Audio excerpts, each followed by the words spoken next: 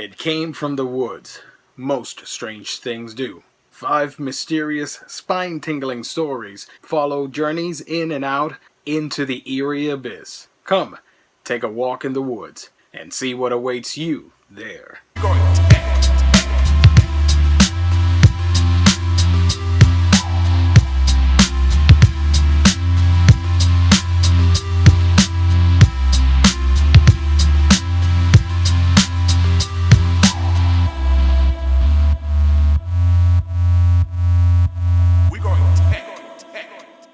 Welcome everybody to another exciting episode, another edition of A Week in Geekdom here on YouTube.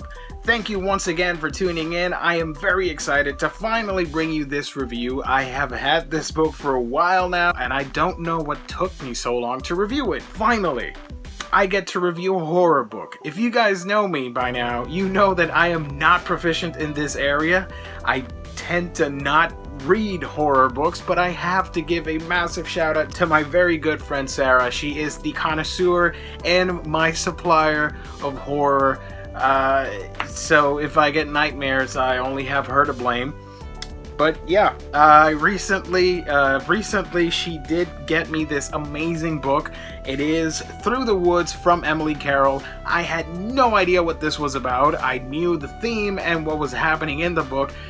I'll be honest with you, I didn't really know about the author as well, so I had to look it up, and Emily is awesome. I love the art, I love her stories. You can check out most of these stories online on her website and all that stuff, but here you have them from webcomic, I guess, or from the internet, all compiled into one neat and beautiful book. 5 of her spine-tingling stories are here, but of course, thematically, what they do share is the fact that they have a very similar setting. Now, the art in this is very cool, very fantastic. Emily draws very simplistic, but actually quite detailed if you know where to look. Certain characters may look a little funny and may look a little cartoonish, but that blends itself really well to the story that she's serving, and actually just the concept alone, and I want to talk a little bit about it. We've all heard very interesting things about the woods, about going into a forest. It can be something magical, something spiritual, something earthy, something ghostly, scary, frightening. It all really depends on your perception and what you've experienced. But at the same time, you do know that people have been up to no good on the woods because it is so secluded from society. We as a species tend to bundle up together and not stray from the pack, so when someone goes into the woods, it's like leaving us behind and going into unknown territory, and that, my friends, can be frightening, especially when you start getting into the whole supernatural element. And really, Emily taps into that with this book, Through the Woods, in 5 different stories, 5 different spooky stories. Now, I'll be honest with you, not all of them are actually super duper awesomely frightening. That's not the point. The point is to get you thinking, because most of these stories, when I read them, when I stopped reading them, yeah, some of the finales, I was a little bit perplexed by them, by the nature of their ending, because they're pretty ambiguous, but that's on purpose.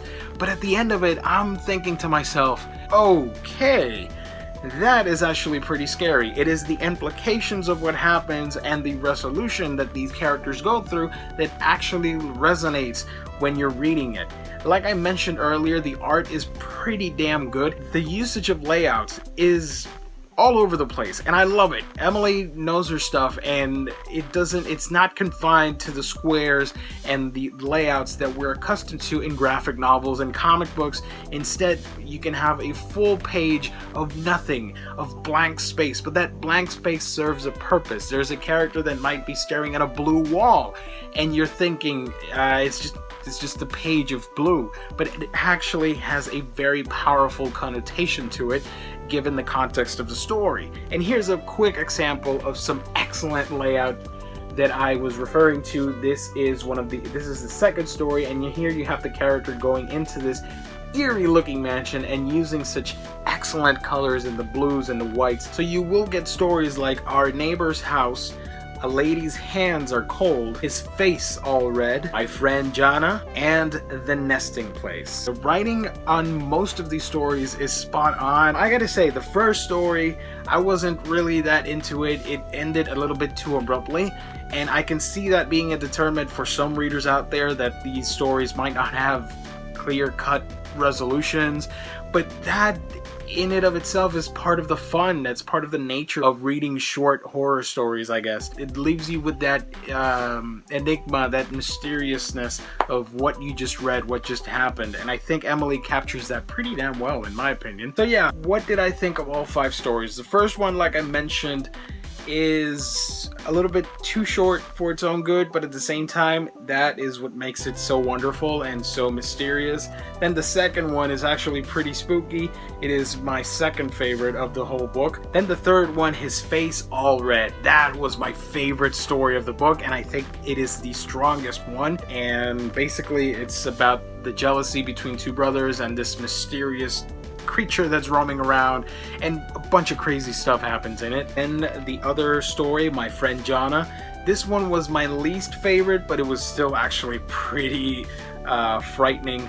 Basically, this girl is supposedly scamming a lot of people by being like this haunted medium or something, but there's more to that than meets the eye. It suffers a little bit from too much going on and too much narration, and it really felt like I was reading a novella of sorts. That's just my perception, but it's still great. It is still a fun read. And then probably the longest one is The Nesting Place.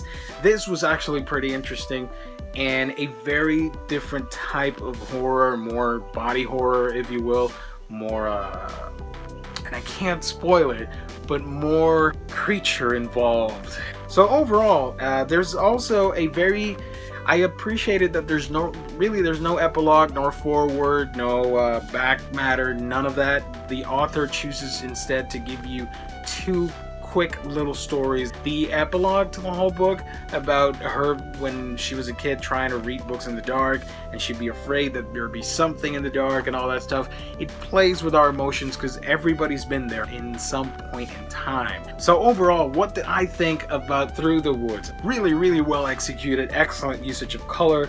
The art is fantastic. The character designs, like I mentioned, can be a little bit goofy, but that's intentional. That's an artistic choice, but it really blends itself to these type of mystery reads, if you will. I think it is fantastic. If you love horror, if you like to get spooked, if you love mystery short stories, then yeah, I definitely suggest you pick this up. Alright folks, that's it for now. As always, you can follow me on your favorite social media platform, from Facebook, Twitter, Instagram, Snapchat, and many more. Just type a Week in Geekdom and I'm there for you guys.